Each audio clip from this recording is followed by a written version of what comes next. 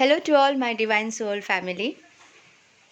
अभी अभी मुझे बहुत सारी बातें करने को मन किया, यानी मेरे बचपन से लेके अब तक की जर्नी एक बार पूरे सारांश एक बार बता दूं, ऐसा फील हो रहा था।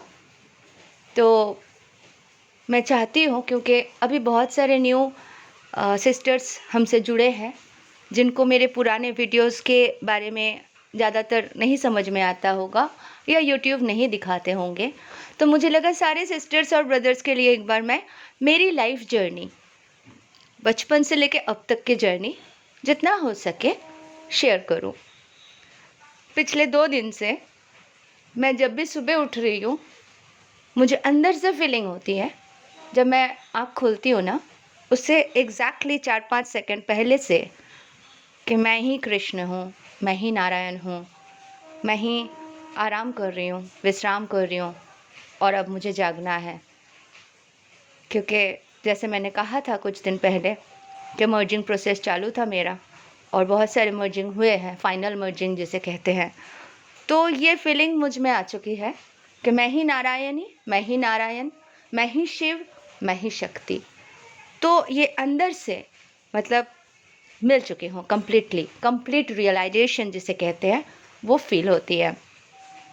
ये सारी चीज़ मैं इसलिए कहना चाह रही हूँ ताकि आप सब रिलेट करो, कहीं ना कहीं आप सबको भी कनेक्शन फील हो मेरे फीलिंग्स के साथ, तो आप रियलाइज़ कर पाओगे आपके जर्नी को।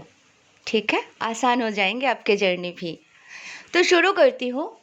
जब मैं बहुत छोटी थी तो हमारे घर में बिल्लियाँ होते थे बहुत सारे। तो वो बिल्लियाँ जो होते थे ना, वो घर के आसपास घूमते रहते थे। तो उसके बाल जाने से या किस कारण से पता नहीं, मुझे डिप्थीरिया करके एक बीमारी हो गई। तब मैं 2 से 2.5 साल की होंगी।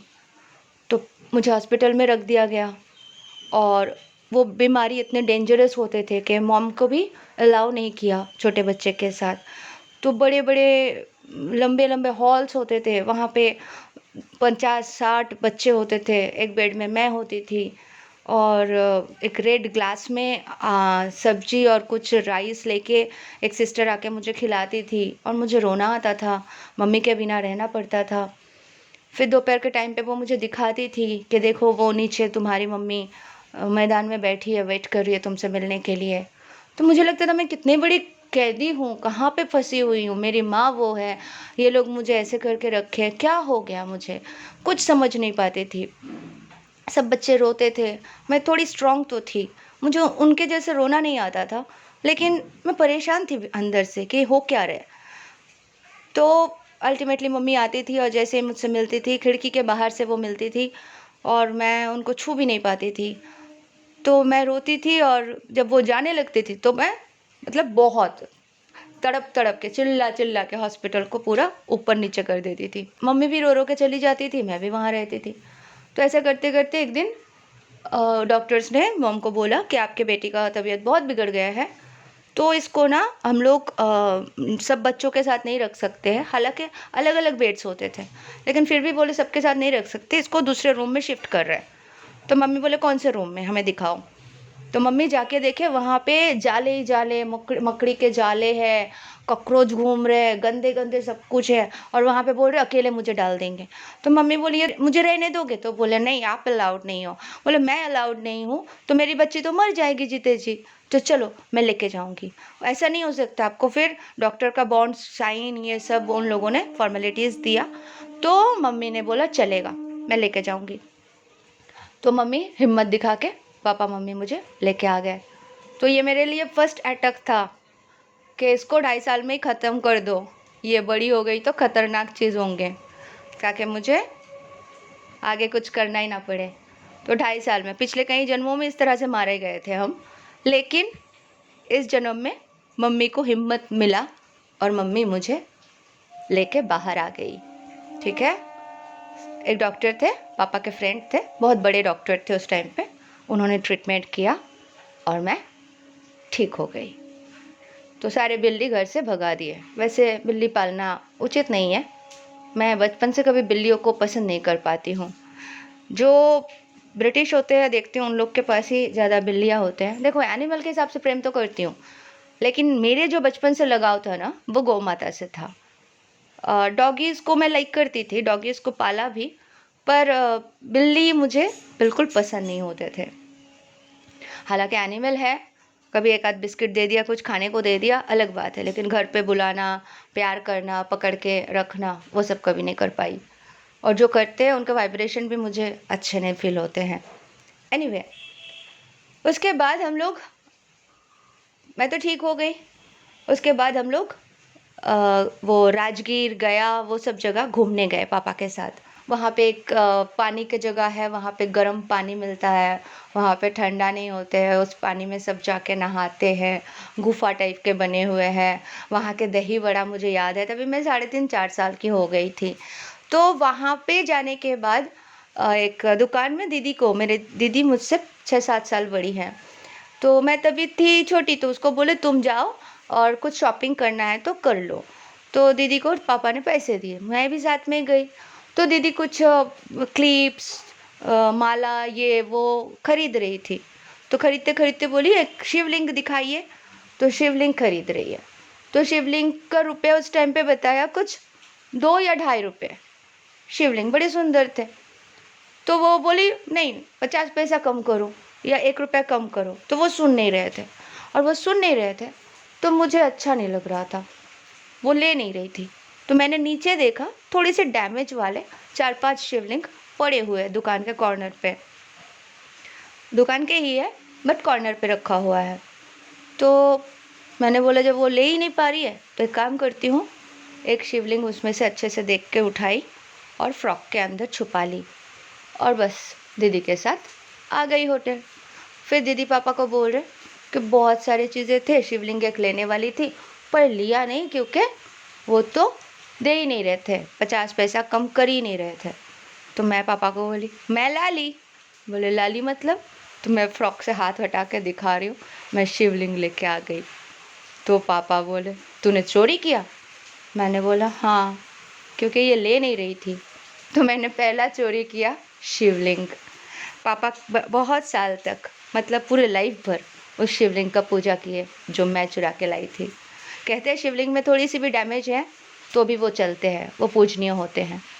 और बस मैंने चुराया था तो पापा को पता था कि ये कोई शक्ति तो है। तो पापा पूजा करते रहे। दीदी को बोले उनको जाके डबल नोट करके कुछ और लो और 2 रुपया उनको दे दो, मूल्य चुका दो। तो दीदी ने वही किया। तो उसी दिन रात को हम लोग बस से आ रहे, और बस में अचानक से देख रही हूँ छन छन छन छन बहुत पैसों की आवाज़ हो रही है। तो पैसों की आवाज़ हो रही है तो मैं जैसे ही बस रुका तो मैं नीचे देखी तो पैसे ही पैसे मेरे आसपास। तो मैं छोटे छोटे पैसे लेके मम्मी के कपड़े में डाल रही थी। मम्मी को बोली मम्मी बहुत पैसे हैं, मैं बहुत चॉकलेट खरीद पाऊँगी। तभी होते थे ना छोटे छोटे 20 पैसे कॉइन्स, ये वो 10 पैसे, ये सब थे। तो मैं ना वो सब रखी। रखने के बाद वो कॉइन्स सारे, मतलब कॉइन्स थे छोटे छोटे, वो सारे रखी, मम्मी को दी, बहुत सारे पैसे हो गए। तो बस ये 2 इंसिडेंट हुआ। फिर जैसे मैं काली माँ से बहुत कनेक्टेड थी, कोई कुछ बोलते थे डांटते थे तो सीधा जाती थी काली माँ के पास, और मतलब उनके तस्वीर के सामने खड़ी होकर बोलती थी मुझे ले लो ना अपने अंदर, मैं यहाँ नहीं रह सकती, ये लोग अच्छे नहीं हैं, ये लोग सब डांटते हैं, मैं तुम्हारे पास आना चाहती हूँ माँ, प्लीज़ ना, मुझे मार डालो, मुझे मरने दो, मुझे ले लो, कैसे मरूँ मैं, ये सब बातें करती थी। तो काली माँ भुला देते थे। कोई आ जाते थे चॉकलेट लेके, या कोई बच्चे आ जाते थे चलो खेलने जाएंगे, तो फिर भूल जाती थी। तो इस तरीके से बड़ी होते रही। एक बार मेरे पापा ने एक बहुत अच्छे फ्रॉक दिलाए थे। दुर्गा पूजा में फ्रॉक होते थे, साल में एक बार ही बहुत अच्छे कपड़े मिलते थे। तो उस टाइम पे टॉम टॉम कुछ बर्बी टाइप के सिल्की फ्रॉक था, ऑफ वाइट कलर के फ्रॉक, मुझे बहुत अच्छे से याद है। तो नया है, दुर्गा पूजा बस बीते ही थे, तो वो मम्मी धोना है करके बाहर रखी थी, धो के कबाड़ में रख देगी, तो बाहर रखी थी। तो मम्मी और दीदी कहीं गई थी, तो मैं अकेली थी और मेरे भाई थे, भाई कुछ अपना काम कर रहे थे, मैं खेलते फिर रही थी इधर उधर। तो एक लेडी थी आई, और उसका एक बेटा गोदी में नंगा था, तो बोले कुछ दे दो। तो मुझे आदत थी जैसे ही कोई आते थे ना तो चावल सिर्फ नहीं देती थी, मम्मी देती थी चावल आलू पैसे। तो मैं बोलती थी चावल आलू पैसे से कैसे होगा, थोड़ा परवल, थोड़ा करेला, थोड़ा बैगन सब दे दूँ तो सारे सब्जी बनाएंगे ना, वो सिर्फ आलू और ऐसे कैसे होगा। तो मैं पूरा सजाती थी, मम्मी नहीं रहे तो बड़ा मज़ा आता था, सब्जी पूरे भरे रहते थे, एक दो करके सारे सब्जी सजा के देती थी भिक्षा में। तो दिया मैंने उनको, खुश हो गई, बोली बेटा इसके पास तो कपड़े नहीं है, देखो मेरा बेटा नंगा है, बहुत तकलीफ़ में है हम। तो मैंने उसको देखा, मैंने बोला कपड़े, जाके खूब सारा कपड़े ढूंढी, कोई नहीं मिला। तो मुझे मेरा टमटम फ्रॉक दिख गया, जैसे ही दिख गया वो नया वाला फ्रॉक, दे ही देती हूँ, वो तो नंगा है, मेरे पास तो एटलीस्ट कपड़ा है। तो दे दिया मैंने, जाके दे दिया तो बड़ी खुश होके लेके चली गई। जैसे ही लेके चली गई, मम्मी और दीदी आई 2-3 मिनट के बाद। तो मैंने बोला मैंने दे दिया टमटम फ्रॉक, लेकिन किसको दे दिया। मैं बोले एक बच्चा आया था जानती हो, उसके पास कपड़ा नहीं था तो वो नंगा था इसलिए मैंने दे दिया। तो बोली अरे पागल, नया फ्रॉक। दीदी और मम्मी, दीदी भागी, बोली कहाँ गए वो भिखारी बच्चे को लेके, देखो देखो ढूंढ के आए। जब वो गए तो मैं बोल रही हूँ हे भगवान, नहीं मिले, वो जिसको मैंने कपड़ा दिया वो दीदी को नहीं मिले, क्योंकि मिले तो उससे छीन के ला लेगी ना, और मैंने एक बार दे दिया तो मैं कुछ नहीं चाहती हूँ कि वो छीन ले उससे। तो जैसे मैंने प्रे कर दिया, नहीं मिले, तो वो मेरा इम्तिहान था ना, शुरू हुआ था ना कि इसको धरती में भेजा है, इस जन्म में देखे तो सही है तैयार हो रही कि नहीं, बड़े मन की हो रही कि नहीं। तो पास आउट हुई, एक बार मम्मी के साथ गई शिव मंदिर, तो मम्मी बोलती है सोमवार के दिन मम्मी व्रत रखती थी, तो मम्मी पानी डालती है, तो मैं भी कॉपी कर रही थी, मम्मी जैसे जैसे प्रणाम कर रही है, झुक रही है, उठ रही है, कॉपी कर रही थी मम्मी को देख देख के। तो मम्मी बोले तू तो मैं जैसे कर रही हूँ वैसे कर रही है हाथ जोड़ के, लेकिन तू मांगती है कुछ। मैं बोली नहीं, क्या मांगूँ। बोलते अरे मांगना पड़ता है ना शिव बाबा से। बोले शिव बाबा से मांगना पड़ता है, तो मैं क्या मांगूँ, मैं क्या मांगूँ। अच्छा ठीक है, मुझे पास करा देना, मुझे पास करा देना बाबा, मैं पास हो जाऊँ। तो यही चीज़ फिर मैं ज़िंदगी भर मांगती रही। मतलब अच्छी स्टूडेंट थी, पास तो होना ही था, पर पता नहीं क्यों मैं बोलती रही मुझे पास करा देना। 1 साल पहले जब जर्नी कंप्लीट किया था तो मुझे याद आया कि मैं हमेशा बाबा को पास करा देना बोलती थी, तो अल्टीमेटली बाबा ने मुझे पास करा ही दिया। तो ये थी बचपन की कहानी, ऐसे ही बड़ी होती गई। फिर लगा डांस अच्छी करती थी, जहाँ प्रोग्राम होता था वहाँ पे पार्टिसिपेट करने चली जाती थी हर जगह पे। फिर धीरे धीरे मेन लीड मुझे ही मिलने लगता था एरिया में, ठीक है। तो उस तरीके से आगे ग्रो की। एक्टिंग का बहुत शौक था, एक्टिंग करना बहुत पसंद था, तो माधुरी दीक्षित को, श्रीदेवी को देखती थी, उनको कॉपी करती थी, तो उनसे सीखती थी एक्सप्रेशन वगैरह। फिर लगता था कब बॉम्बे जाऊँ, कब मुंबई जाऊँ, जाके मुझे हीरोइन बनना है। तो वो तड़प आती थी मुंबई जाना है, मुंबई जाना है। तो अल्टीमेटली मतलब हीरोइन बनना ही है, एक चीज़ ही रट लिया और सीख लिया। तो पापा चाहते थे, अच्छी स्टूडेंट थी तो पापा चाहते थे इसको लॉयर बनाएंगे, अच्छी पढ़ेगी और अच्छे शादी भी कराएंगे। तो मैं बोलती थी तुम अगर शादी के लिए किसी लड़का ढूंढोगे ना पापा, तो मैं सारे ज्वेलरी वगैरह ले लूँगी, पहनूँगी, और जब तुम्हारे दूल्हा उधर से आएगा मैं चुपके से भाग जाऊँगी और तुम्हें अपमान होना पड़ेगा। Movie, Hindi movie, Bengali movie का वो स्ट्रक्चर था। तो पापा डरते थे, बोलते ये लड़की को मैं क्या करूँ, ये इतने प्यार से ऑनेस्टली बोलते हैं, इसके मन में क्या है। फिर बाद में धीरे धीरे सिचुएशन वैसे हुए, मैं मुंबई गई, मुंबई में भी सपोर्ट मिला। मैं एक इंग्लिश प्ले मिला था मुझे, नस्फेरातो करके, तो मैं ऑडिशन देने गई थी पृथ्वी थिएटर, तो वहाँ पे मेरा सिलेक्शन हो गया। फिर वो लंदन के ग्रुप थे, तो वहाँ से बहुत कुछ सीखा एक्टिंग का, और पेमेंट भी मिला था फर्स्ट टाइम 4000 रुपीज़। फिर स्ट्रगल कर रही थी, अभी बहुत सारे आर्टिस्ट हैं, वो सारे उस टाइम पे फ्रेंड्स बने हुए थे, जैसे राजपाल यादव है, नवाजुद्दीन सिद्दीकी, ये सब भाई बंधु बने हुए थे उन दिनों, हेल्प करते थे, स्ट्रगलिंग पीरियड था इनके भी, तो इनसे भी सीखती थी। तो इस तरीके से आगे ग्रो करती गई। फिर एक दिन आ गए मेरे डीएम, उनको हीरोइन सेलेक्ट करना था, तो गई मैं, तो वो एटीट्यूड दिखा रहे थे, तो मुझसे बातें नहीं कर रहे थे, बाकी लोगों को टाइम दे रहे थे, और मैं कांच के रूम में वो थे, तो मैं देख रही थी, देख देख के बहुत देर बैठी। 1-1.5 घंटे के बाद मुझे गुस्सा आया, तो उनके मैनेजर को बोला तुम्हारे प्रोड्यूसर को रहने दो अपने घमंड में, मुझे नहीं इंतज़ार करना है, ये रहा मेरा फ़ोटोग्राफ्स और ये रहा मेरा कॉन्टैक्ट नंबर, अगर उनको समझ में आया मुझे कॉन्टैक्ट करना, दोबारा मिलेंगे, आज मैं वेट नहीं करूँगी। तो तेवर दिखा कर निकल गई। अब था अंदर तेज, काहे का वेट करना मुझे, तो चली गई। तो शाम को फ़ोन आ गया कि आप सिलेक्टेड हो, आपके फ़ोटोग्राफ्स, आप प्लीज़ आके मिलो, कल ऑडिशन दो। तो ऑडिशन के लिए चार बंगला में, मुंबई में 4 बंगला में ऑडिशन देने गई। वहाँ पे बहुत सारे, वो बिहार के एक आर्टिस्ट है, तो वो वहाँ पे प्ले चल रहे थे, रवि किशन वगैरह थे वहाँ पे, वो लोग प्ले कर रहे थे, एक्टिंग प्रैक्टिस कर रहे थे, तो वो सब कर रहे थे। तो मैं वहाँ पे गई, तो वहाँ के जो डायरेक्टर थे वो भी आए और मुझे बोले अच्छा ठीक है, आप ऑडिशन दो, एक्टिंग करके बताओ, कुछ एक सिचुएशन दिए। और मेरे डीएम भी थे वहाँ पे, वो सिलेक्ट करने आए थे। तो बोले थे साड़ी पहन के आना, साउथ के मूवी है तो वहाँ पे आपको साड़ी में देखना है। तो साड़ी उतना अच्छे से पहनना नहीं आता था, फिर भी ठीक ठाक पहन के गई। उसके बाद बोले एक सीन दिए, तो एक्टिंग तो कुट कुट के भरा था कि एक्टिंग करना है। तो जैसे ही देखा, वो माधुरी दीक्षित के और श्रीदेवी के दुख भरे सीन याद आए और एकदम फाड़ू एक्टिंग कर दिया। तो जैसे ही कर दिया तो सब लोग, पहला रवि किशन जी और वो सारे लोग शायद क्लैपिंग करने लगे। तो मेरे डीएम भी क्लैपिंग कर रहे थे, तो बड़ी खुश हो गई। तो मुझे सिलेक्ट कर लिया गया और मुझे उस टाइम स्ट्रगल कर रही थी, तो उस टाइम पे मुझे 10,000 रुपीज़ दिया गया और साइन किया गया और बोला नेक्स्ट मंथ आपको हैदराबाद बुलाएंगे और आपकी शूटिंग शुरू हो जाएगी। तो फिर हैदराबाद जाना, डीएम से मिलना डेस्टिनी में था। जो भी सिचुएशन थे, डीएम को समझ में आया, बोलने लगे तुम सबके जैसी नहीं हो, तुम अलग हो, तुम थोड़े डिफरेंट हो, तुम्हारा दिल बहुत बड़ा है। ऐसा करते करते और करीब गए और दोस्ती हो गई।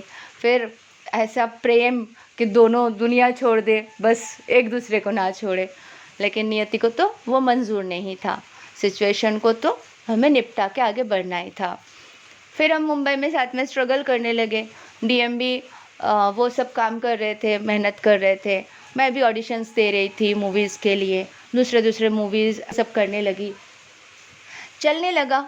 उस टाइम पे मैंने बोला डीएम को एक दिन, पापा के एज हो रहा है और मैं चाहती हूँ पापा को लेके कहीं घुमाने ले जाऊँ साउथ में, तो बड़ा मन है। तो उन्होंने बोला ठीक है बुलाओ। फिर पापा को बुलाए, मम्मी को बुलाए मुंबई, वो लोग कलकत्ता से गए और मैं, मेरे डीएम और मेरी भतीजी और एक मेड थी, हम सब मिलके प्लान करके पूरा साउथ इंडिया घूमने गए डीएम के साथ। तिरुपति बालाजी दर्शन की, मीनाक्षी मंदिर गई, तमिलनाडु और साउथ इंडिया में मेन मंदिर, टेम्पल साथ में दर्शन किए, मेरे मॉम डैड और मैं और मेरे डीएम। तो ये सब होने के बाद हम लोग फिर आगे बढ़े।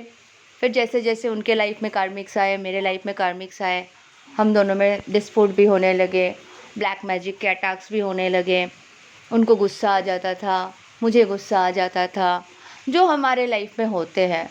फिर धीरे धीरे मैं एक मूवी बना रही थी एज अ प्रोड्यूसर, ठीक है, हर्षद चोपड़ा है ना, उसको लिया था एज अ हीरो, जो सीरियल के आर्टिस्ट है। तो उसके साथ एक मूवी बनाया, वो मेरा दोस्त बन गया था, तो वो कर रहे थे मेरे साथ काम। लेकिन वो मूवी अटक गए, जो फाइनेंस दे रहे थे वो नहीं दिए। हर्षद ने बोला मुझे दूसरे बड़े सीरियल मिल चुके हैं, मेरे पास टाइम नहीं है, डेट नहीं है। तो वो मूवी लटकते गए, 1 साल 2 साल 3 साल, फिर पैसे नहीं, फिर फ्रस्ट्रेटेड, फिर रोना आता था। मतलब चारों ओर से मुझे लगता था मैं कुएं में किसी ने मुझे अंदर डाल के बांध दिया है, इतना दर्द क्यों हो रहा है।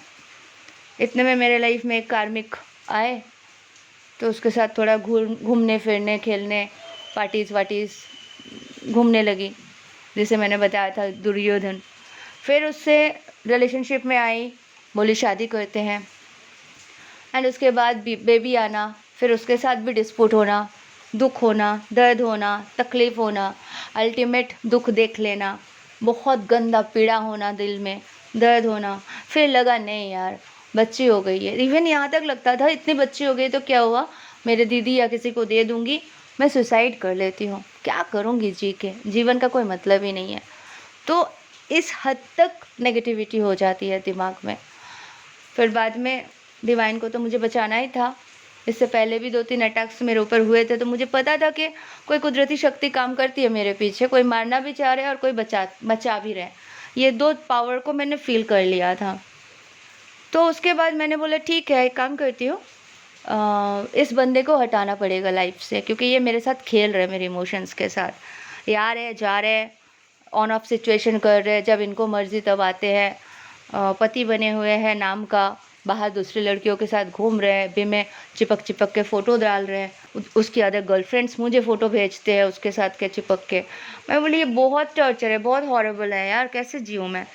तो बाद में फिर सखा ने एक भाई को भेजे, वो कुछ गुरु टाइप के थे, तो उन्होंने मेरा हालत देख के बोला दीदी तुम मर जाओगे, थोड़ा पैसे खर्चा करो, मैं सब ठीक कर दूँगा, आपको थोड़ा उतारा वगैरह प्रोसेस है करना पड़ेगा, बहुत गंदे हालत कर रखा है आपका।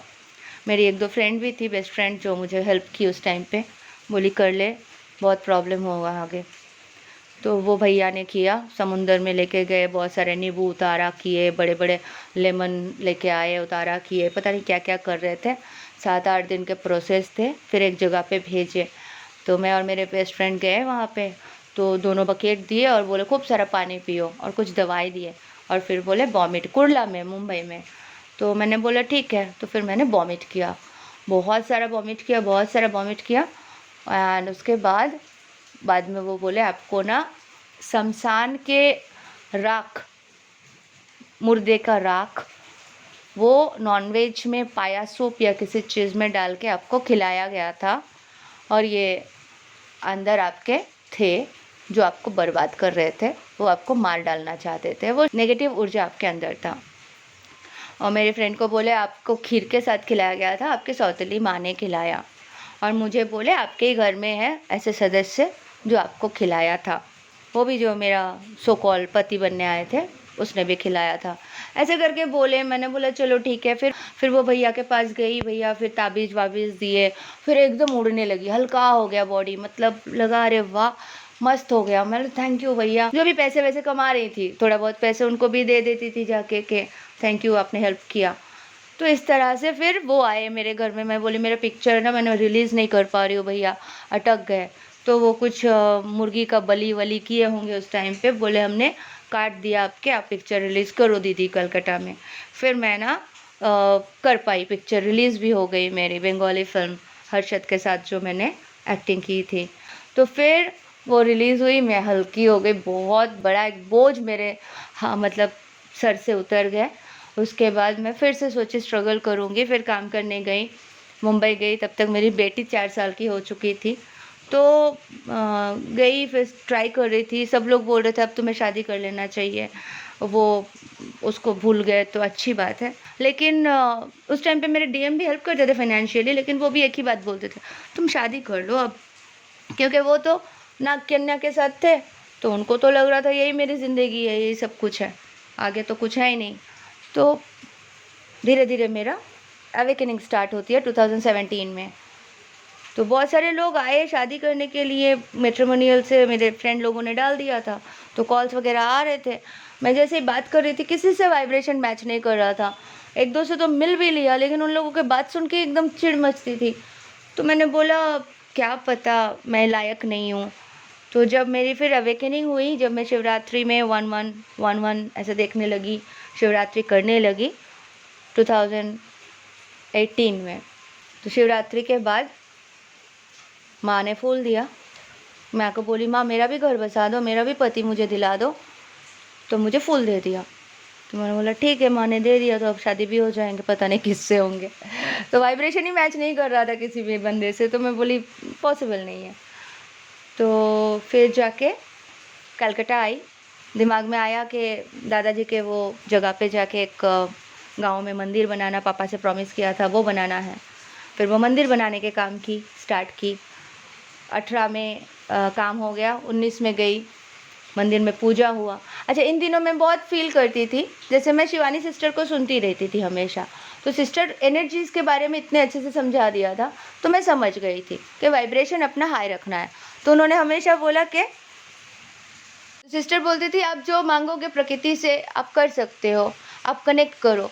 तो मैं ये फील करती थी, मैं जब भी टेरिस जाती थी ना, तो क्लाउड होता था बहुत ज़्यादा, पर मुझे नहा के सूर्यदेव को पानी देना होता था। तो मैं टेरेस जाके बोलती थी, सूर्यदेव प्रकट होइए, तो तुरंत आ जाते थे सूर्यदेव, तो मैं पानी देती थी। ऐसा एक दिन नहीं, रोज़ होने लगा। मतलब मुझे पता था मैं अगर क्लाउड भी है तो मैं जाऊंगी तो सूर्यदेव तो आना ही आना, और वो आते ही थे। जैसे हम मंदिर में गए थे, जैसे मंदिर बनाया था हमने गांव में, तो वहाँ पे बहुत बारिश हो रही थी, तो मुझे कीर्तन करवाना था हमारे एंसेस्टर के लिए। वो तो उतना पता नहीं था, पर इतना था कि ये दादाजी लोगों को शांति मिलेंगे, यहाँ पे कीर्तन कराएंगे। तो कीर्तन वाले आ गए, तो वहाँ पे इतनी बारिश कि रुक ही नहीं रहे थे। और दिन में शिव शक्ति की, मतलब माँ बाबा की पूजा की, एंड लाइटिंग वाइटिंग सब करके डेकोरेट किया था, लेकिन बहुत बारिश। तो मामा बोल रहे कि हमारे घर, मामा घर मेरे बाजू में ही था, तो मामा बोल रहे मेरे घर में वो लोग सब बैठे हैं, क्या करेंगे अब इतने बारिश में, हमारे घर में प्रोग्राम स्टार्ट करते हैं, यहीं पे माइक्रोफोन वगैरह लगा दो। तो दुखी हो गई अंदर से, जो मेरा मिशन है वो नहीं कर पाऊँगी। तो मैं ना फिर गई मंदिर के सामने, खड़े होकर ऊपर देख के बोली, शिवानी सिस्टर की बात याद आई, तो मैंने बोला, इंद्रदेव आप जानते हो ना आज मेरे माँ बाबा के लिए मैं कितना इंतज़ाम की हूँ, ये मंदिर शुरुआत की है, तो प्लीज़ आप मेरी बात सुन लो, आप बारिश रोक दो इंद्रदेव प्लीज़। 5 मिनट्स में बहुत भयानक बारिश था, बिल्कुल बंद हो गए, बिल्कुल। मैं बोली अरे वाह, थैंक यू इंद्रदेव, आपने मेरी सुन लिए। तो उसके बाद गई मैं, मम्मी को बोली चलो वहीं पे इंतज़ाम करो। तो मेरे एक भाई बोल रहे थे कौन आएगा, मैं बोली भर जाएंगे, पूरा तिरपल बिछाओ, सबके लिए सूखा जगह बिछाओ। तो भीड़ पूरे इकट्ठा हो गए। मेरी मामी ने बोला सबको वो बताशा और लड्डू और वो सब प्रसाद के रूप में बांटते हैं, तो वो सब पहले रेडी था, वो सब भी हुआ, बहुत अच्छे से कीर्तन हुए, सब लोग बहुत एंजॉय किए, सब अच्छा हो गया। जिस दिन मैं आ रही थी तो विसर्जन करके आएंगे, और माँ बाबा के फ़ोटो तो मैं लेके आऊँगी साथ में, और जो शिवलिंग था वहाँ पे जो स्थापना की थी पहले साल जो की थी उसी से, कि मंदिर कंप्लीट हो जाए फिर बड़े शिवलिंग लाएंगे। छोटा एक शिवलिंग था जिससे मैंने फिर से शिवरात्रि स्टार्ट की थी, वही शिवलिंग को स्थापना करके वहाँ पे पूजा की। तो वहाँ पे रख दिया, मम्मी के घर पे, मामा मामी के घर पे बोला रख दिया, और हर साल वहीं पे पूजा करेंगे। मतलब मेरे गणेश भाता टूट गया उस साल, कुछ बम्बो गिरा उनके ऊपर और वो टूट गया, तो सब बोले अच्छा नहीं है, अशुभ है, ऐसे कैसे गणेश जी के मूर्ति गिर गए आपके। तो मैं बोली कोई बात नहीं।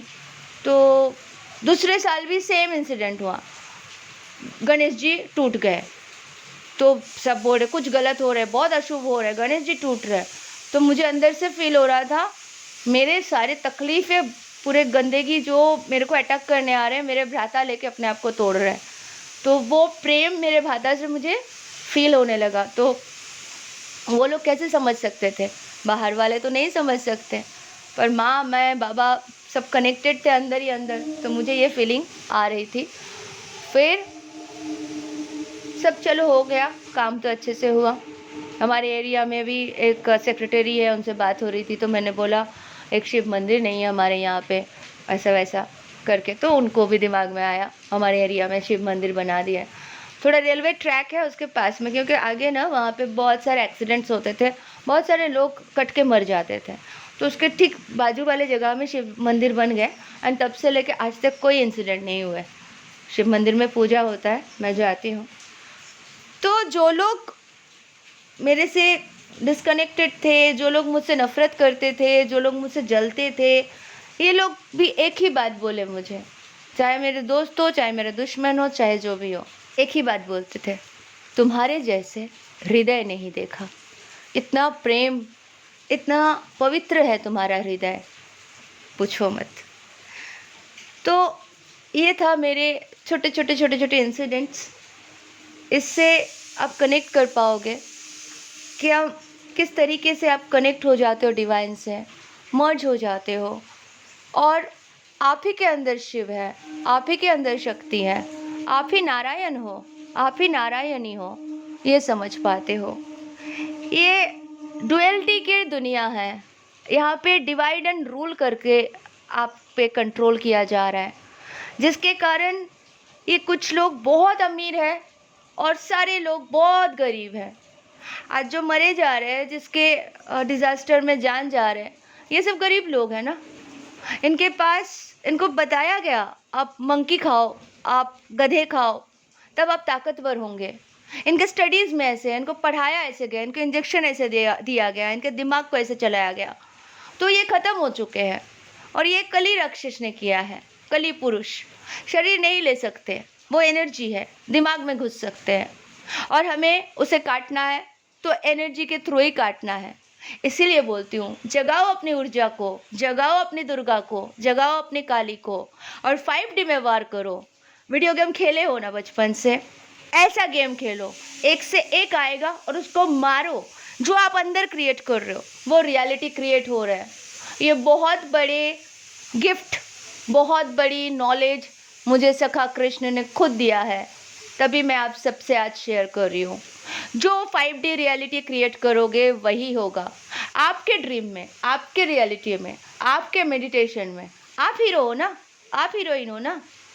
कितने भी बड़े आए तो आप काट ही दोगे उसको, तो काटना शुरू करो अभी से। मेडिटेशन में आई गिरी नंदिनी लगाओ और बैठ जाओ, देखो अपने स्वरूप को, जगाओ अपने दुर्गा को और काट डालो। एक दुर्गा नहीं है, मैं अकेली दुर्गा नहीं हूँ, 1,44,000 शिव दुर्गा है इस धरातल में। हम अलग अलग शरीर में क्यों आए हैं? क्योंकि कली एक घर में नहीं, हजारों घरों में घुसे हुए हैं। तो हम सबको जागना है, उन सबको जगाना है, सबको उद्धार करना है, सबको खुशी देना है, कली पुरुष को मिटा देना है, विनाश कर देंगे। क्योंकि जहाँ काल शक्ति जाग जाएगी, महाकाल महाकाली जग जाएंगे, वहाँ वो शक्ति आ ही नहीं सकते, उसको भागना ही है। बाकी हमारे हायर सेल्फ तो काम कर ही रहे, सारे देव देवियाँ, सारे देवताएं काम कर ही रहे, माँ प्रकृति काम कर ही रहे। आपको सिर्फ जागना है, कॉन्फिडेंस में आ जाओ। जो जो अब तक के लिए बोला है वो सब करो, जागो। जिनमें कली बसे हैं वो आके भ्रमित करेंगे, मुझे भी करते हैं, मुझे भी बोलते हैं तुम भ्रम में हो, तुम द्रौपदी हो ही नहीं। मेरे लाइफ के एक्सपीरियंस मैं बताती हूँ। सामने वाले, उनकी गलती नहीं है, वो बहुत पढ़ लिए हैं, पढ़ाई करते हैं वो लोग, बहुत कुछ पढ़े हैं, बहुत कुछ पढ़ाई करते हैं वो लोग, बहुत विद्वान समझते हैं अपने आप को। कितने पुराण, कितने ग्रंथ वो लोग इकट्ठा कर लेते हैं पढ़ के, नॉलेज, लेकिन कनेक्शन नहीं बना पाए आज तक सखा कृष्ण से। अंदर से प्योरिटी की कमी है, डिवाइड एंड रूल किया गया है, जेलसी वगैरह डाला गया है, आर्टिफिशियल स्वर्ग बना के आप लोगों को वहीं तक लेके जाके वहाँ से लेके आया गया है। तो बहुत मुश्किल था। 26,000 साल से आप बंदी हो, एक दिन में आप कैसे जागोगे? ठीक है, हम कुछ 200-300 साल से यहाँ पे हैं और हम जन्म मृत्यु देखे हैं, इस एनवायरनमेंट के साथ एक हुए हैं, और इस जन्म में सब जाग रहे, एक दूसरे को जगा रहे। इसलिए आप सब भी जाग जाओ, जागो, सीखो। आगे ये सारे अंग्रेज़ों के कुछ पढ़ाई लिखाई इंग्लिश वगैरह कुछ नहीं रहने वाला है। ठीक है, हम संस्कृत पढ़ेंगे, हम हिंदी भी सीखेंगे, अपने अपने लैंग्वेज में भी बात करेंगे, लेकिन इंग्लिश नहीं रहेंगे हम लोग के बीच में।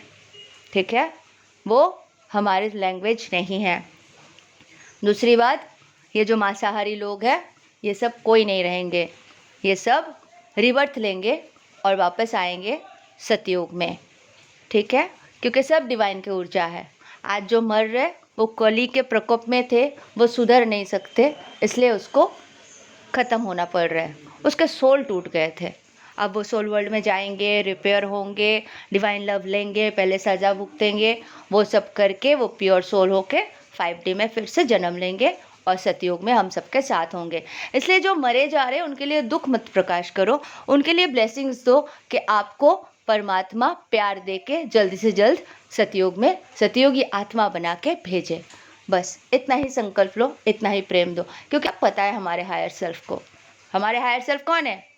महादेव, महाकाली और नारायण।